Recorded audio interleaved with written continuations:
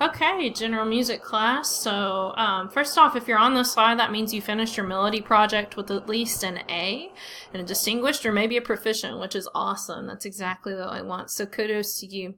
We're going to dive into our new concept, which is harmony. And to understand what harmony is, we kind of have to think about, well, what's melody? I'll go ahead and tell you these two are opposites. So, let's look at melody. That's the one we already know. Melody, we said, is a sequence of single notes that is musically satisfying.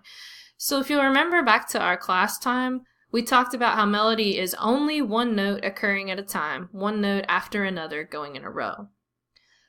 Harmony is our new concept. That's what this presentation is going to be about. Harmony is very much more than one note sounding at a time.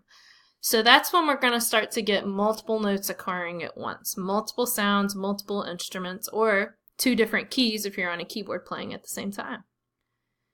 Unison, it's kind of similar to harmony, but the difference is that you're going to hear two different sounds sounding the exact same note at the same time.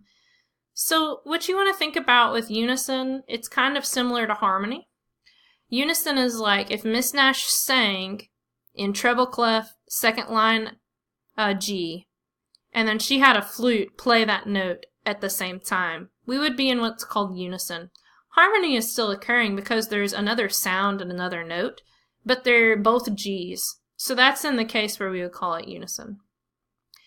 These three, along with rhythm, are tools that we use in music to layer sounds and create interest. So the idea behind why do we have melody, why don't we just have constantly that? Music would be really boring if we didn't have these multiple layers of sound. So you're going to start diving into something where we're looking at multiple layers.